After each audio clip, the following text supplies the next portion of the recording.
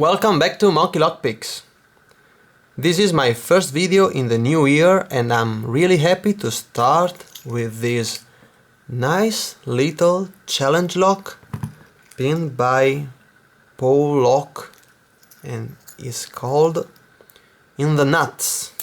So hopefully I can get through this nice challenge lock, and I know you have already seen this lock picked by Daz and some other pickers, if I remember right. As you can see, this is a 5-pinner key, but I have the advantage to know that this is actually a 6-pin lock with a little pin that stands right here. Alright, the bidding is nice and challenging, and hopefully I can get through this lock. To pick it, I'm gonna use a nice top of the keyway tension wrench, the thicker one, and I'm glad to use this awesome pick from Daz. He made this one for me. It's a ebony handle, and I just want to take a minute to show you the mirror finish on the blade of the pick and how nice is this handle. And using it, you can really feel the quality of the materials, and it's so comfortable. I designed these kind of handles which are pretty comfortable for me, really lightweight, and I was thinking this shape was the right one for me, but the simplicity of the lines of the handle of this pick told me that I was really wrong. This is actually the perfect handle for me. It's nice. You can feel a little bit of weight, which is not a bad thing. It's not heavy, but you can feel it in your hands, and you can put your fingers wherever you want, and you always have a nice grip on it. This is just awesome. This is just an awesome pick, and I want to use it as the first pick for the first challenge lock of the year. So, the vise, we put the lock inside. We know it works nice and well in both directions. So let's start and see how long does it takes to have this lock opened. Okay, starting from the front, 1 gives me nothing, 2 some crunchiness, and 3 is actually binding, 2 clicks and a little turn on the core, 4 a little click, 5 is a really high cut and I feel it goes really up, and 6 has a couple of clicks. Now I'm in a little falset, and after touching what I think is pin number 4, the falset increased a little bit. Now I have some counter rotation right there. That was pin 3, counter rotation and a click on 2, and as you can see we are in a really deep falset. Now light tension, because I feel some counter rotation on 1, and we are opened. Awesome! This is a really nice lock. It has a nice feedback while picking, and I love the deep falset and counter rotation.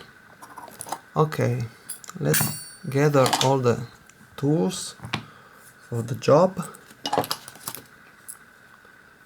Well, we have the key, so I'll lock it up.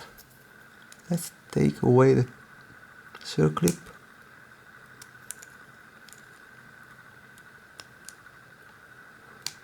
Okay, and the circlip is gone. Put the key in, turn it like that, shim it all the way down, and where's my follower now? Right there. Okay, let's go. Awesome.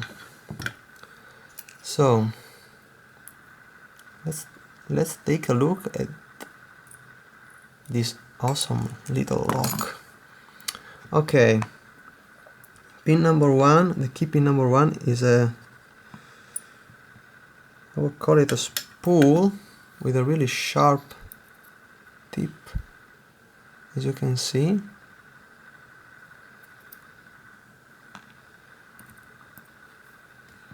Number two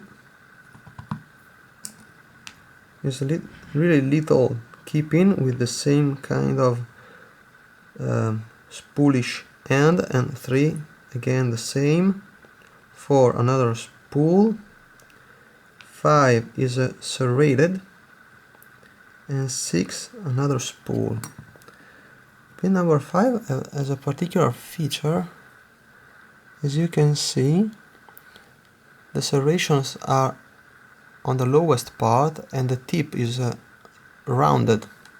So when picking, it tends to slide the pick and you have a little bit of more difficulty to push it all the way up.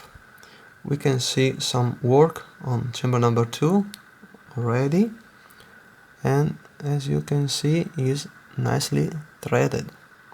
1, 3, 4 and 6 are standard, and 5 is undercutted.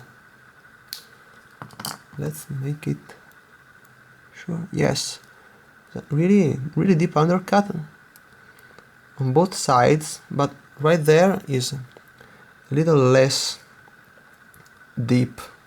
So maybe if you pick it counterclockwise, it will give a little less trouble. Okay, now let's see what Paulock put in the Bible. Let's start from the first pin, which is a nice serrated spool and copper spring, little copper spring. Pin number 2 is another spool with serration, but a different kind. I want to show you this little super pin. It's just a little mushroom on the top and a little serrated pin on the bottom with a serration in between. And this one is the pin in chamber number 1.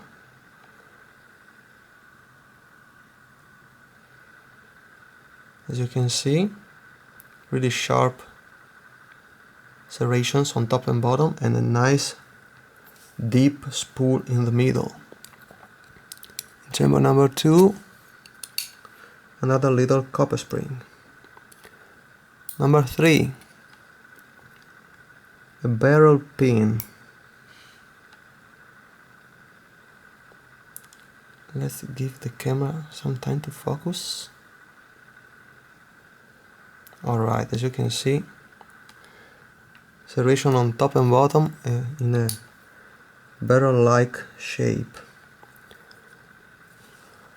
Then pin number pin number 6, looking from the back of the lock. It was stuck, so I think we have some work in the Bible. This is a serrated spool, and as you can see, the serration is just on the lowest part of the pin.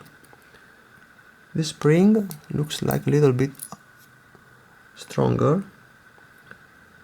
In chamber number 5 we have a really long serrated spool, as you can see.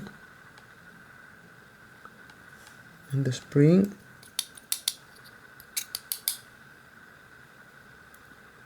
The spring doesn't want to come out, but I see this is a steel spring.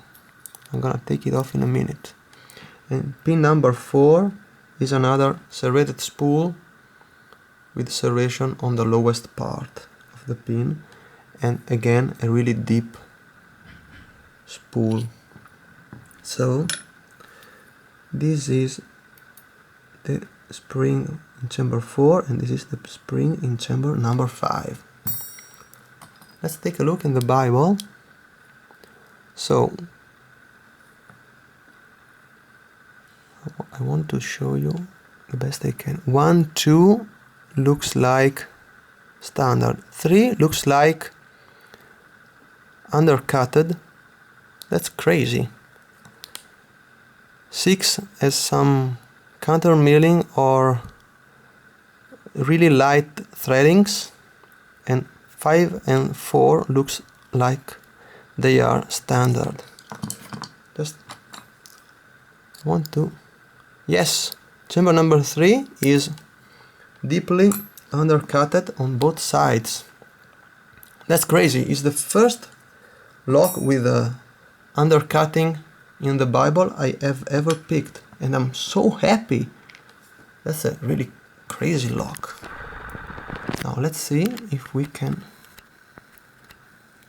give a nice